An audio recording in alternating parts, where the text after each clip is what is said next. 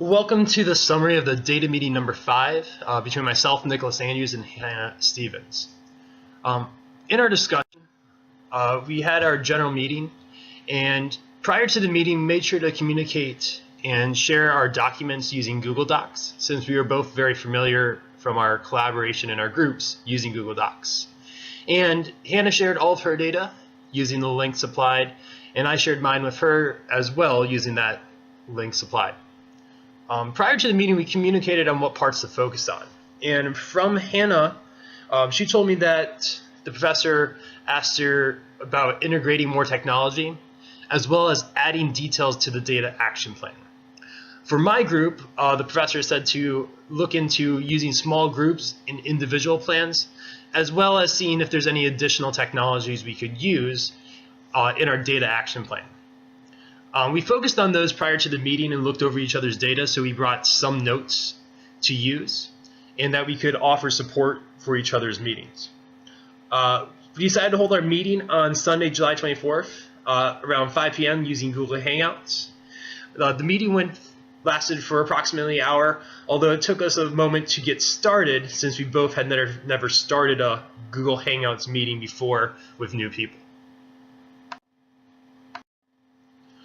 Our discussion started with Hannah's data and her group's data set, and since we are already familiar somewhat with each other's documents from the data meetings, it was easy to kind of let discussion flow and seeing what supporting materials each other brought. The first thing that we kind of focused on was what was the data representing, and I had some sort of idea that it was mathematics based and on third grade, but her particular data that they used in their group was focused on a third grade mathematics benchmark testing. And the testing took place in the beginning of the year, and if I remember correctly, it took a similar or the same benchmark test later on in the year. One of the places that they wanted, or the professor asked her to focus on, or her group to focus on during the data meeting number 5, was different types of technology that they could use. So from my background in technology, I offered a couple suggestions how they could use some technologies to act as substitution or augmentation to what they already have in place.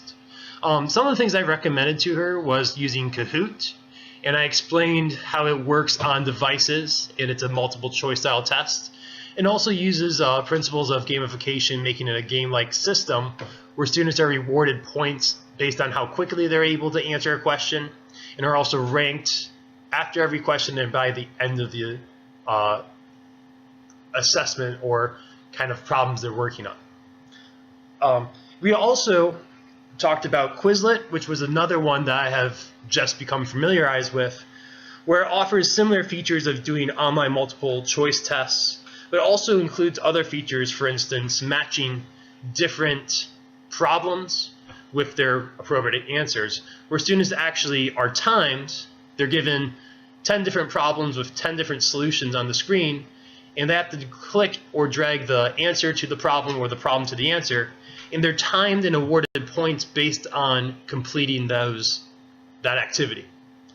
Those are both things that could be used in place of some of their instructional tactics or to supplement their instructional tactics, such as they had something about fact-based practice by the end of the week, that instead of completing worksheets or different things, they could actually use Kahoot and Quizlet to make it a more engaging activity for the students.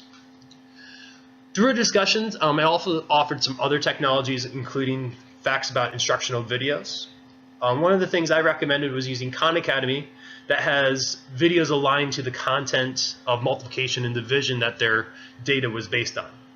I explained a little bit about my uses for Khan Academy, that not only offers videos but practice problems that could be used in their groups that they discuss and use in their rotation style classroom. And we talked about how students of that grade level, third grade, and she actually taught, Hannah teaches first grade, and we had a discussion based on, was that acceptable uses? Is it okay to assign students homework based on instructional videos or watching videos? And that was a great discussion to kind of get some background as to, do elementary teachers think it's acceptable to watch instructional videos? I also offered some information about another tool I use called Edpuzzle, which allows you to create or use videos from multiple sources and assign them to a class. And Edpuzzle actually records data, for instance, how long the students watch the videos, what parts did they watch multiple times, and as well allows you to embed questions for some sorts of formative assessment. And so we discussed the instructional videos and how those might be used in the elementary school classroom. And for me being high school based, I wasn't sure if that was acceptable or if elementary school teachers found that acceptable to use in their own classes. Some of the other things we talked about, since I have a strong math content base as a high school mathematics teacher, is one of the strategies I've taken to teaching students how to read through word problems, which was one of their focuses, that they were having troubles. The students were having problems from the data, based on the data, translating basic word problems using multiplication and division to determine what operation to use and how to use it. And so I explained to Hannah one of the methods I used was actually translating mathematics, similar how you would translate from English to Spanish. You can translate certain words from English into mathematics to understand what operations you're going to be using. And also told her to focus on certain words that mean certain operations in multiplication and division. And that was some instructional tactic maybe that they would be able to include in their data action plan. One of the other suggestions I gave to her was visualizing real-world problems. They were having problems based on the data. They'd included that there are issues with using real-world problems and actually understanding the concepts. So I expressed that using visuals to show the grouping of different objects or using pictures may be a great strategy or instructional tactic to use when having students practice these word problems and understand the abstractness of the problem into concrete pictures that they can actually work with and see. And one of the other focuses and suggestions that their group was supposed to kind of focus on during Data Meeting 5 was their details in their data action plan. So after looking at it, one of the places I found that I think more detail could be added based on when I completed my data action plan with my group was the TACIC method.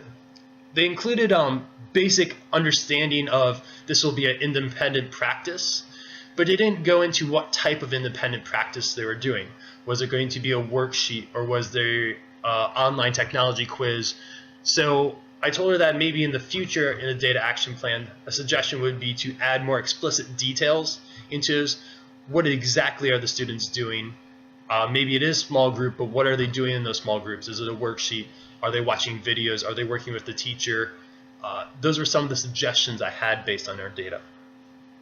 Looking at it as a whole, the implementation plans were very realistic, viable, and valuable for their classroom. All their strategies were really focused and were new strategies they could use in instructional tactics that I think they could see a large effect on the student population and a big increase to meet their SMART learning goals that they had written.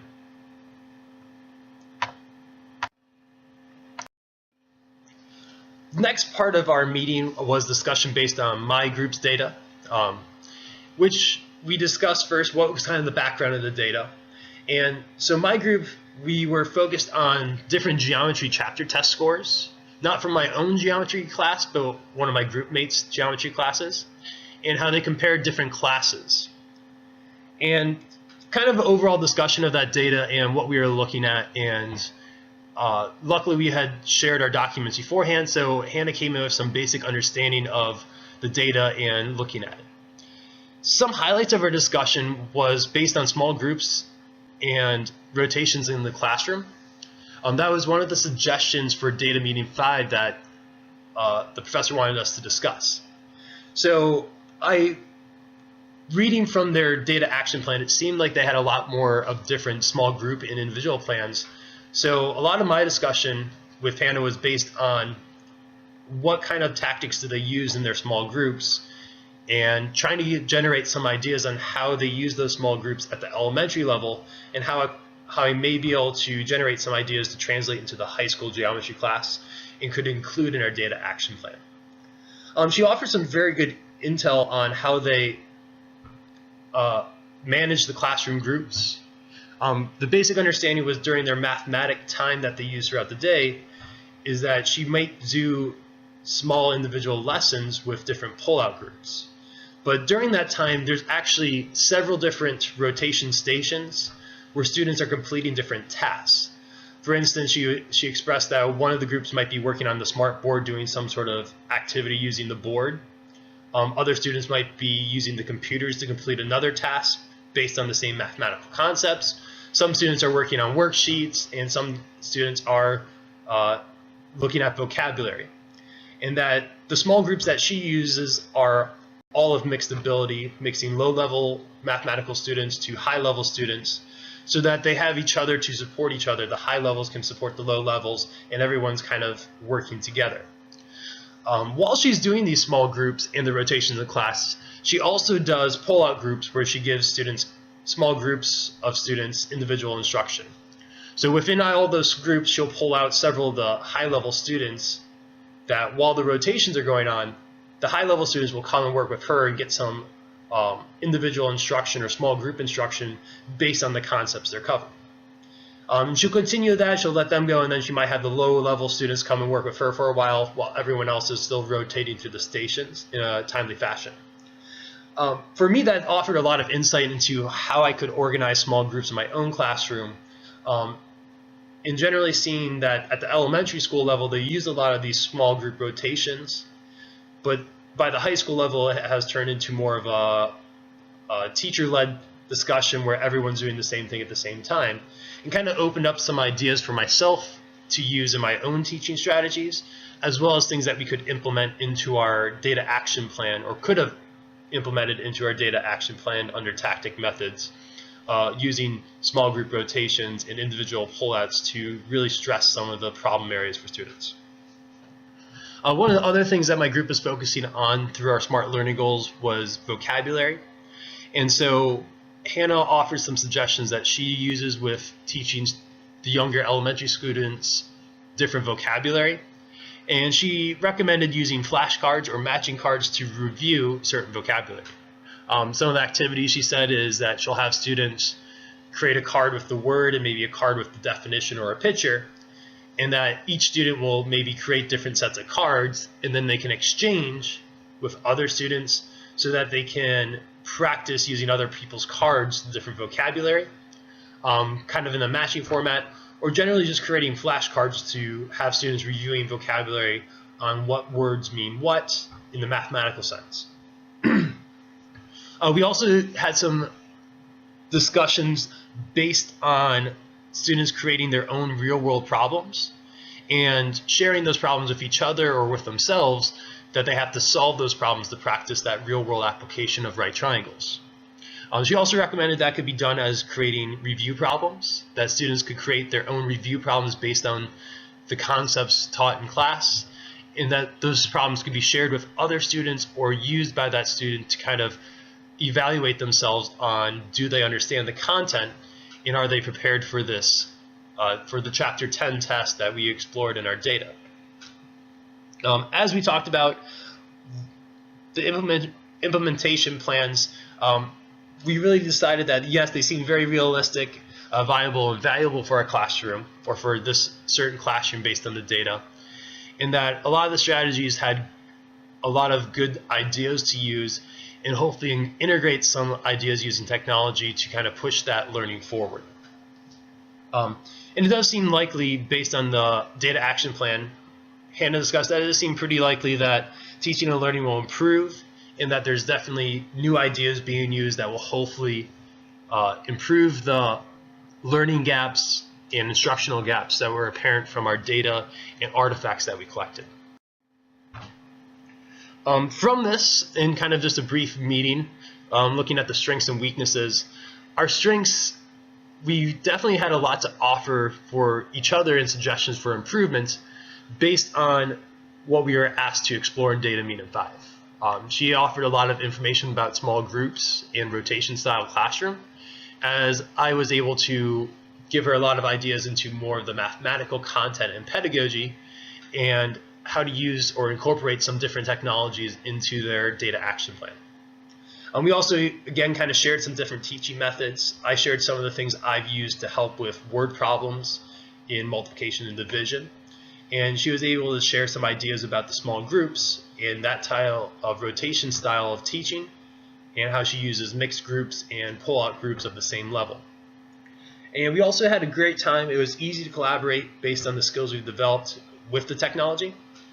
And so it was a great experience that we both knew how to use Google Hangouts and Google Docs. And so it made it quite easy to share the information and communicate back and forth. Some of our weaknesses, I guess, as a group was it was kind of strange for each of us, and we were a little bit unfamiliar with each other. And it kind of made it hard to keep discussion moving that time because we weren't quite comfortable. We were meeting for the first time during our meeting. And so kind of getting by that initial first impressions as well as completing the task for the course. What also made it kind of different was that we taught at extremely different grade levels. She teaches at a first grade level, and their data were based on third grade elementary students. And I teach at the high school level, teaching 9th, 10th, and 11th, 12th graders. And so there's a little bit of discourse on the different teaching strategies used at those different levels. Although we both shared some great ideas, for me it was really rewarding hearing about the small groups and how those could be used. And I think she found it very rewarding about the mathematics contents and some of the different technologies.